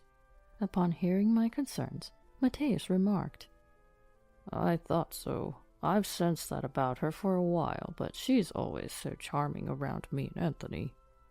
It seemed Mateus had his reservations about Lisa's character too. He never saw it firsthand, so he was unsure how to address it. What do you want to do, Rosalind? I'll support whatever you decide. I considered our options, with Anthony's well-being at the forefront. If he was content in his marriage with Lisa, I didn't want to jeopardize that. Thus, I decided to keep an eye on things for now and not bring it up. When I told Mateus this, he simply nodded in understanding, suggesting, If Anthony ever has issues, he can always come to us for advice. With that, I decided to write it down in my diary, as I always do. A few days later, Anthony called. Apparently, Lisa's younger sister, Olive, was getting married. He wanted us to attend the wedding. Is that okay? He asked. I always had a good impression of Olive. Unlike Lisa, Olive was sweet and polite. She worked at her father's company, and we'd often chat whenever we ran into each other at the store. She always came to chat with me whenever she spotted me. She came to Anthony and his wife's wedding, greeting us warmly and showing proper manners to all other relatives. It's baffling how different two siblings can be. Hearing about the wedding made me just as happy as when my own son got married. My husband and I nodded in agreement and decided to casually ask our son about his married life with Lisa. Ah, well, he hesitated and then went silent for a while. When I told him he can always talk to us about anything, he responded vaguely and quickly hung up. A few months later, it was time for Olive's wedding day. During those months, Anthony and his wife did visit us, but Lisa never apologized, or even came close to me. Not that I minded. And then, the day of the wedding arrived. As the reception started, it was clear that Lisa had too much to drink and was pretty tipsy by the middle of it. But Lisa, being Lisa, didn't want to ruin her sister's big day and behaved herself until the end. After the reception, with her face flushed red, Lisa approached me. With a sinister smile, she looked me up and down. As I was about to ask her if there was a problem, she spoke first. Hey, poor thing, did you bring a wedding gift? Wearing that shabby outfit? I guess poor people like used stuff, huh? She slurred her words because of the alcohol, but her disdain was clear. Maybe it was the alcohol talking. But she was acting big not just in front of me, but also my husband and other relatives. From the corner of my eye, I could see my husband's puzzled expression.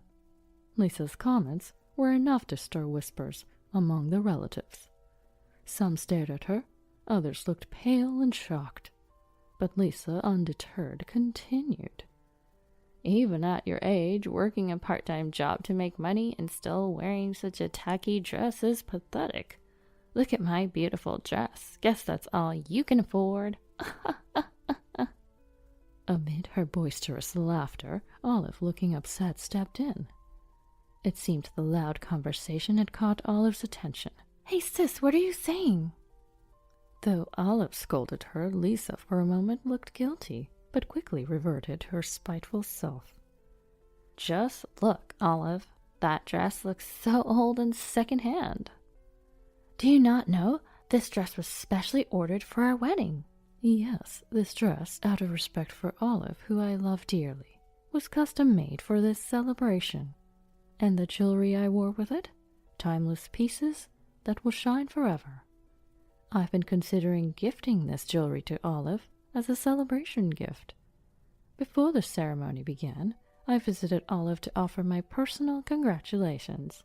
Olive, being the observant person she is, did not miss noticing my dress and jewelry. We talked about it, and I mentioned my plans to pass them on to her. Naturally, Olive declined the offer, but considering her like a daughter to me, I insisted, and she eventually accepted, tears in her eyes. Ideally, I would have done this for Lisa. However, due to her continuous actions, the thought never crossed my mind. Upon hearing Olive's words, Lisa's mood shifted dramatically. She snatched a glass from our table, wine sloshing dangerously close to the rim. "Why would you do that for Olive? It should be for me." The wine was on the verge of spilling from the high-raised glass. Before she could make a scene, Anthony and the groom intervened. "What the hell are you doing, Lisa?" Shouting back, Lisa became even more defensive. In her agitation, she spilled wine all over herself. All present watched in stunned silence as wine dripped from her chin. Recovering quickly, Lisa's face went pale.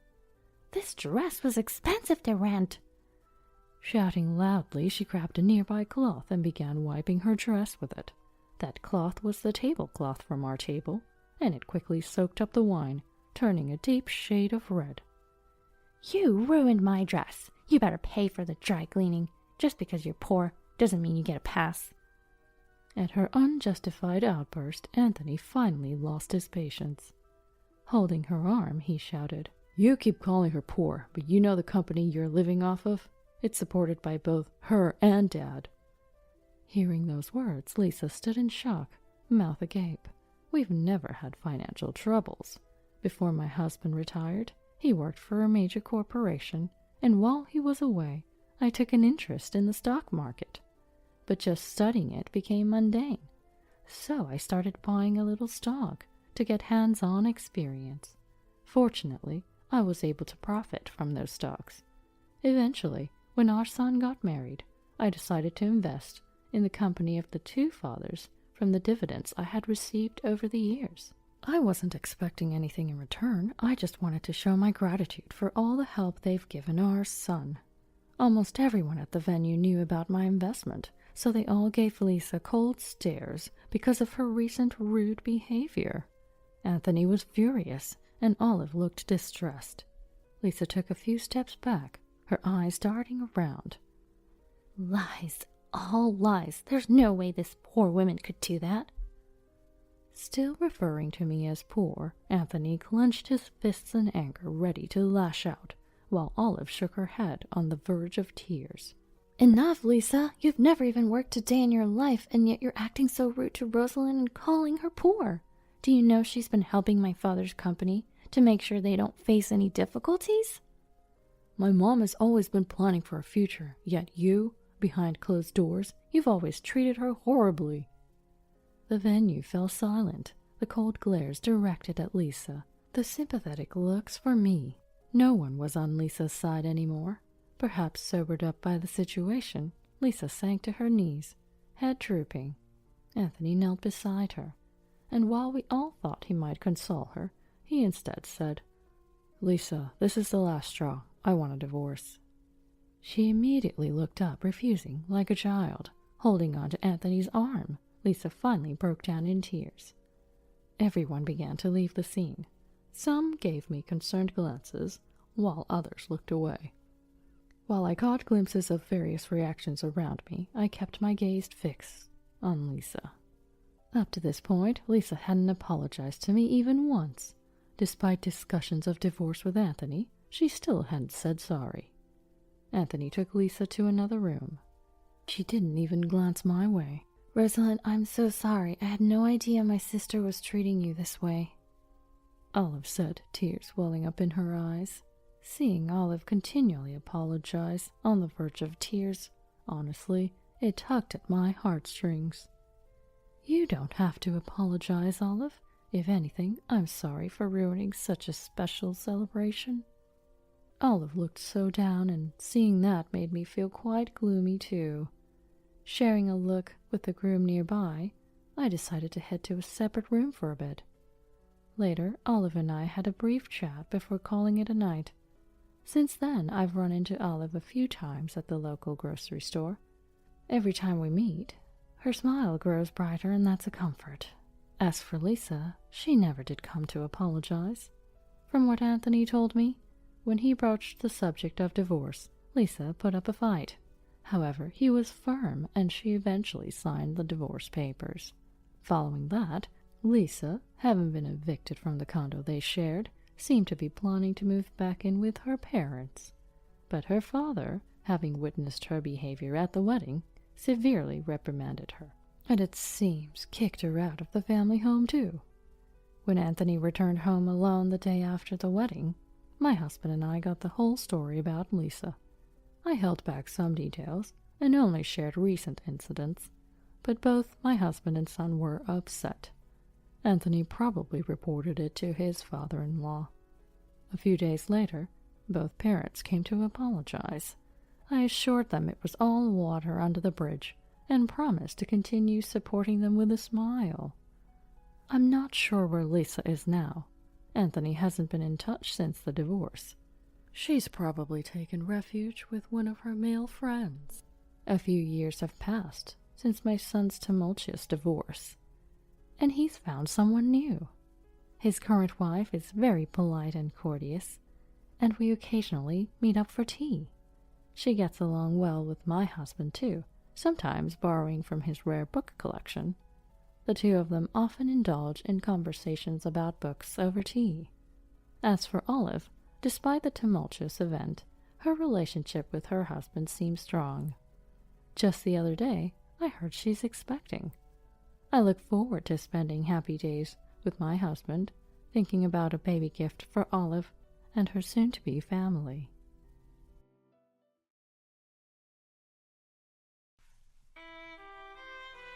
Hi there. I'm Rothy, a woman in my 20s. My husband Raymond is the same age as me. We're married, but we don't have any kids. For the first 2 years of our marriage, we decided not to have children to enjoy our time as a couple. As our 3rd anniversary approached, we started considering having kids. But then, something unexpected happened. My younger brother was getting married, and our parents helped him with the cost of building a new house. They kindly offered to give us some financial help, too. With that, we planned to build a house in the next couple of years. But then came a request to live together with my in-laws and my sister-in-law. We had discussed living with my in-laws when we first got married, but I had declined, wanting to judge if we could get along with them. I had set some conditions if we were ever to live together.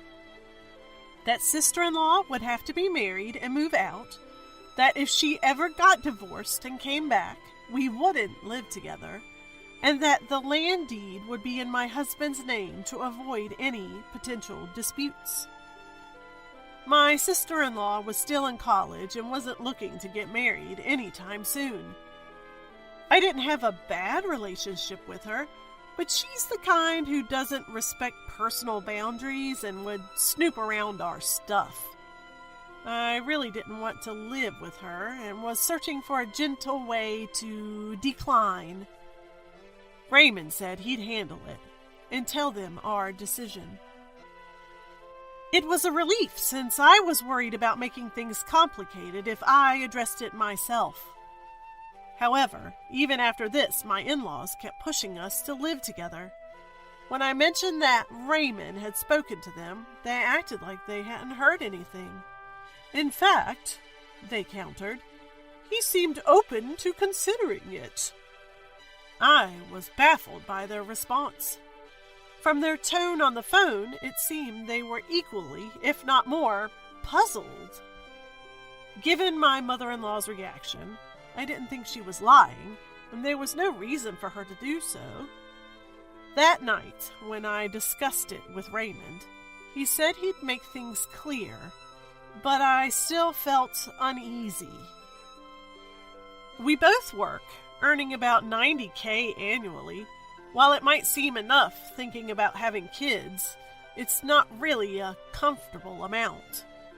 On top of that, if we ended up living with my in-laws and they expected us to financially support them, it would be a problem. I was really anxious about whether Raymond would convey all this to them. Sure enough, my intuition was spot on. A few days later, he brought up this proposal. How would you feel about tearing down the house your parents live in now and building a new one there for us all to live together? Before building the house, the land should be under your name. If not, we'll have issues later on. If it's a multi-generational home, the part we live in should be in your name. Otherwise, if I'm paying and get nothing in inheritance, I'd be at a loss. If we're building a home with the support of my husband and my parents for us and my in-laws to live together, I thought it'd be fine for them to give him the land. I was afraid that after my in-laws pass away, sister-in-law might claim rights and make the house-building effort pointless. However, the in-laws rejected both the land gift and the partition. Just because you're our daughter-in-law, it's weird if you provide the money and the house becomes yours. Since we're putting in money, we must think long-term. What if we divorce? What if we stop living together? Any property loss would be irreversible. Being a daughter-in-law makes me even more cautious, but my in-laws and sister-in-law only insisted on their perspective. I thought living together would be fine once the land issue was sorted, but I realized my husband wouldn't navigate this well. Given sister-in-law's invasive nature, we decided to live separately. However, my husband's stance remained vague. Months passed with no change, and when I confronted him in frustration, he said, flustered, "We're going to discuss this weekend. I can't decide alone." To make progress, we arranged a meeting at my in-laws' place over the weekend. Yet, during the meeting, he would agree with whatever I said, and whatever his parents said, without ever taking a definitive stance. Exasperated by his agreeing to both our opposing views, I called off the new house plan. "We have opposing views, and we're getting nowhere. Building a house is impossible now. You four can discuss as you like." After leaving my in-laws' house abruptly, I came home and made my stance clear to my husband a few hours later. I am no longer interested in building a house under these circumstances, whether we live together or separately. And just so you're clear, I won't be contributing a single dollar. If you want a home to live in with your parents, you'll have to fund it yourself. Rather than defending or opposing, the husband seemed hesitant and said little. A few days later, my sister-in-law showed up. She immediately burst into tears at the doorstep, berating me for being a terrible wife. Wanting to avoid causing a scene for the neighbors, I reluctantly let her in. "How could you abandon your parents? You devil! I won't leave until you change your mind about building the new house. That's already settled. We're not building anymore. At first, my husband tried to calm the situation, but as sister-in-law continued crying and pleading, he began to side with her. After all, both our parents were looking forward to it, and I can't bear... Do you intend to keep them in that old house for much longer? Their parents' house was about 50 years old, with a leaky roof, creaky floors, and probably wouldn't last another decade.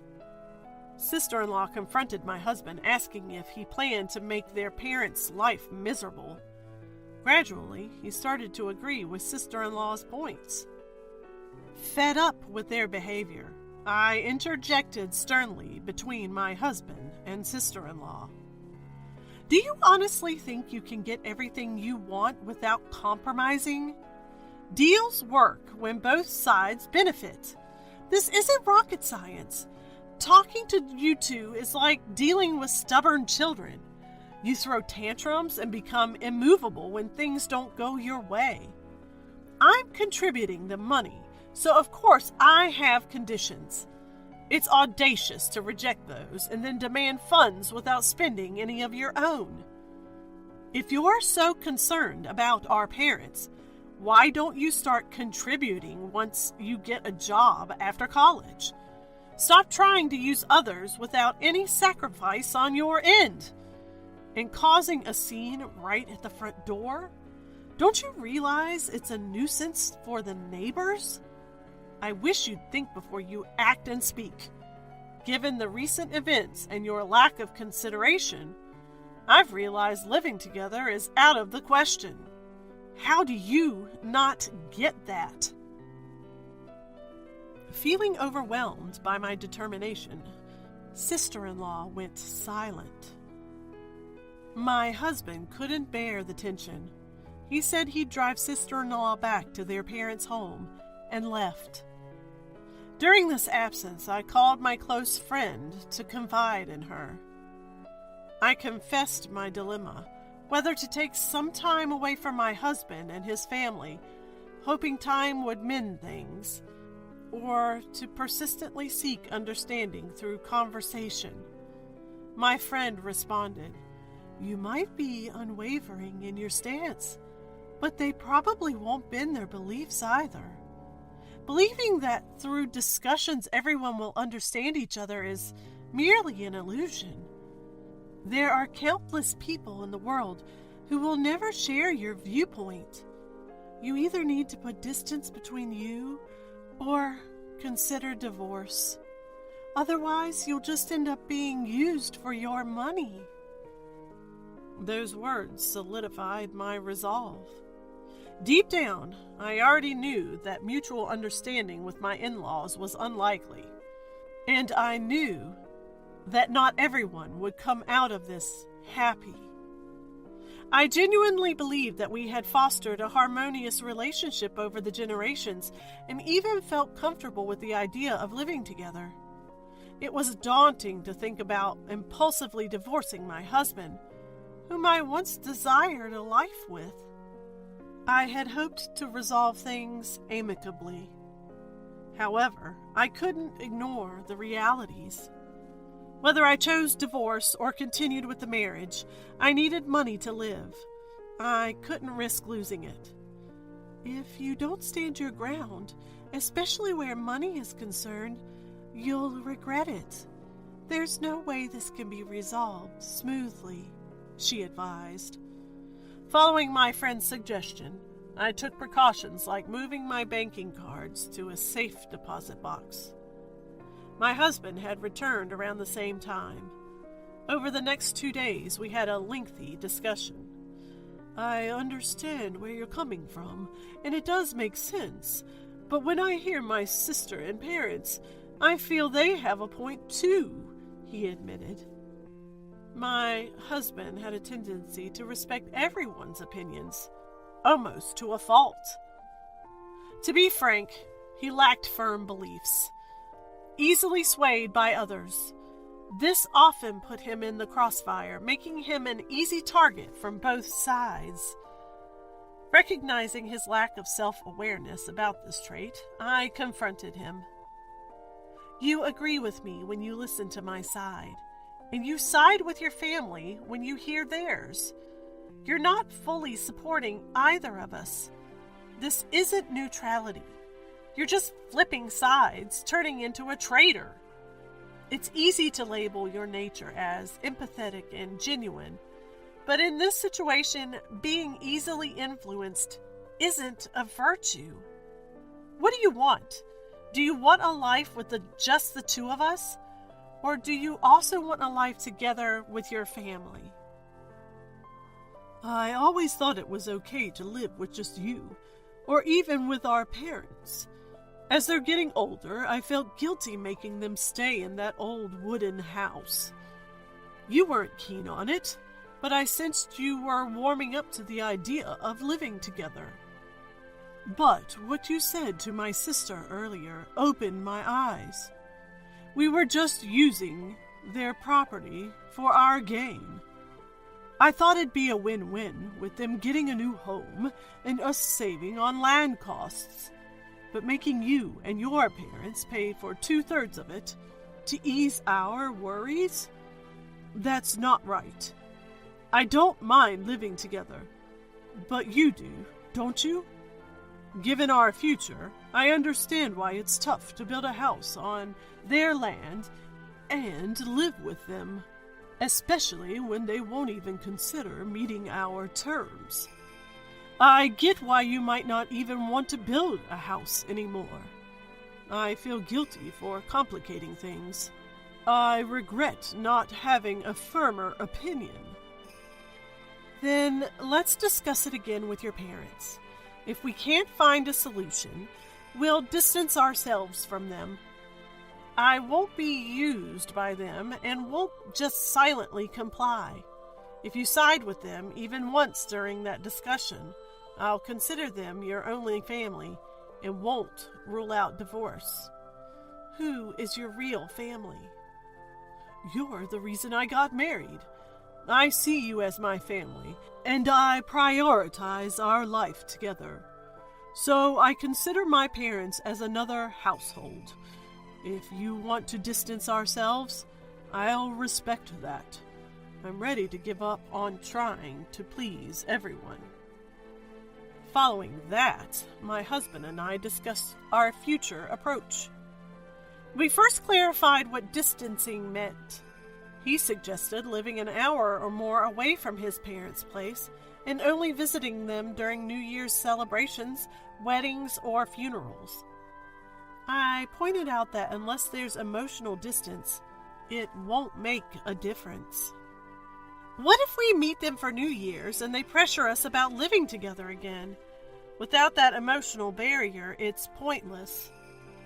As a result, we decided not to engage with them except for weddings or funerals until they are no longer mobile. However, if they reach a point where they can't move and my sister-in-law can't care for them, my husband wanted to assist a little. I am not heartless. For my husband, his parents are the only family who raised him. It would be cruel to abandon them. I wasn't planning to stop him. By the weekend, we met again at his parents' place to discuss. We can't just give away the land. It's my inheritance. My asset. If we're bearing the financial burden, shouldn't the title be in our name? Isn't it unfair otherwise? We're family. What's wrong with it being a shared asset? Do you realize how irrational father-in-law's argument is? He doesn't contribute a single dollar, but just because it belongs to someone he's closely related to, he claims it as his asset. Moreover, I don't share any blood relation with you. If something unpredictable happens, like a divorce, and I end up losing money, it would be a problem. It's not that easy to just say divorce. You just don't go and do it right away. It's just a hypothetical. I am making a point. People might view divorce as a bad thing, but it can also be a means for both parties to find happiness. As an outsider, I need to consider such risks. To begin with, the reason our conversation even reached this point is because you won't agree to terms and are just trying to use our situation to your advantage, right? It sounds terrible when you put it like that. We just said if you buy the house, we want to live there too. How else would you describe letting someone else pay, not compromising on anything, and trying to get a house for free? It's exploitation, and you're just taking advantage of the situation because of my daughter-in-law status. We said we'll cover our own living expenses. What's the issue if we live together? From this situation, I've come to see how unreasonable your demands are. Misunderstandings like this will only increase if we live together. If every issue becomes this big, it'll wear both of us out. Wouldn't it be better for both of us to maintain a moderate distance? It's not fair to say, we'll cover the building costs and you can pay for your own living expenses. If we're paying for the construction, we should own the house. It's ridiculous that you won't contribute $1 to the construction cost, but want the house in Dad's name. It would be different if it was an inheritance or something, but this isn't even a property related to Dad's lineage. You're just trying to get a share of someone else's property. We're still family, aren't we? Don't conveniently use the term family. Once you get married, your spouse becomes the priority. We are not family here. Sharing assets doesn't make us family.